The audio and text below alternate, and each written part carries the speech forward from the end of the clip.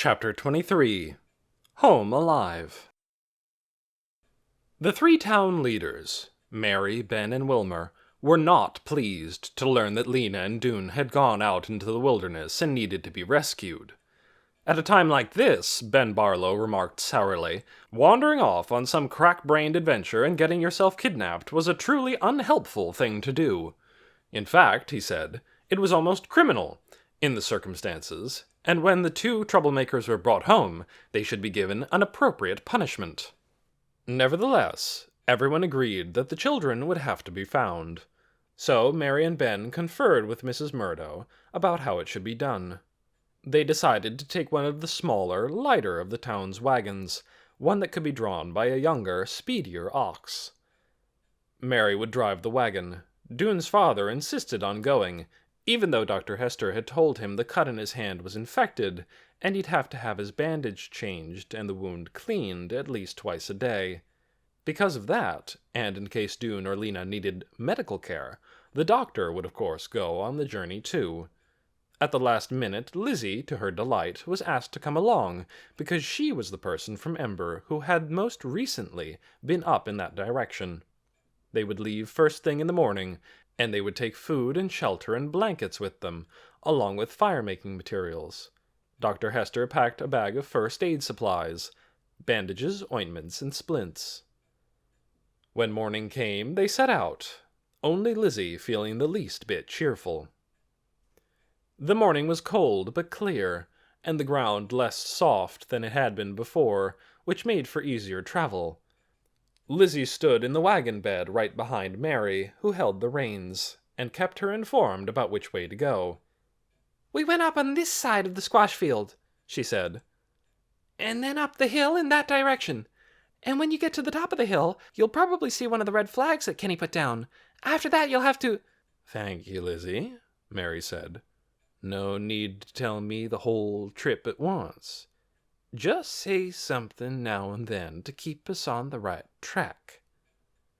So Lizzie more or less stayed quiet, except for absolutely necessary remarks, such as mentioning the first red flag when it appeared up ahead, or when she had to point out the mitten-shaped clump of trees that they had tried to make it to yesterday.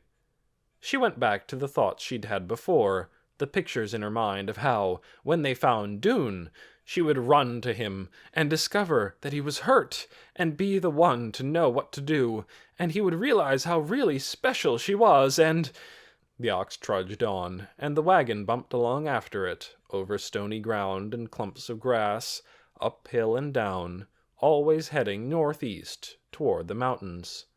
The sun reached the midday point and began the descent into afternoon.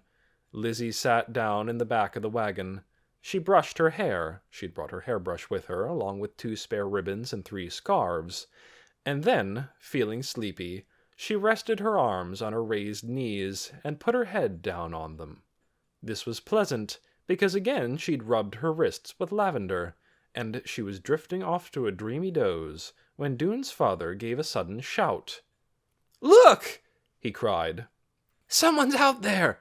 Mary, stop the wagon for a moment!" Lizzie jolted awake and leapt to her feet as the wagon slowed and halted. "Where?" she said. Dune's father was standing too, pointing north and east with his club-like bandaged hand. "Way out there," he said. "All I see is a dot, but it's moving. Might be an animal, I guess, but I don't think so." They all strained to see it. Whatever it was moved in fits and starts, slowly. "Could it be a cow?" said Dr. Hester. Mary shook her head. "Maybe a deer," she said. "Or a coyote." They stayed there, watching, for a few more minutes. Lizzie squinted hard at the moving dot, pressing her blowing hair to her head with both hands to keep it out of her eyes. "Let's head toward it," said Mary. The ox heaved forward and the wagon wheels turned, and when they had traveled for another 10 minutes or so, they were sure that the dot in the distance was not an animal. It was not a person either. It was 2 people, walking close together, holding on to each other. Lizzie screamed, "It's them!" And Doon's father and Dr. Hester called, "Doon!" and "Lena!" at the same time. And the two people, though they were still far away, must have realized who was coming, because each one flung an arm into the air and waved like mad. Doon did have a wound, but Lizzie did not get to tend to it after all. Lena had already done that, and Dr. Hester said she'd done an excellent job. When they got back to Sparks late that night, and the doctor undid the scarf that Lena had wrapped around Doon's leg, and Lizzie saw the blotchy purple swelling, she felt a little ill, and was glad she hadn't had to deal with it just after it happened. She wasn't even jealous that Lena had been the one to save him.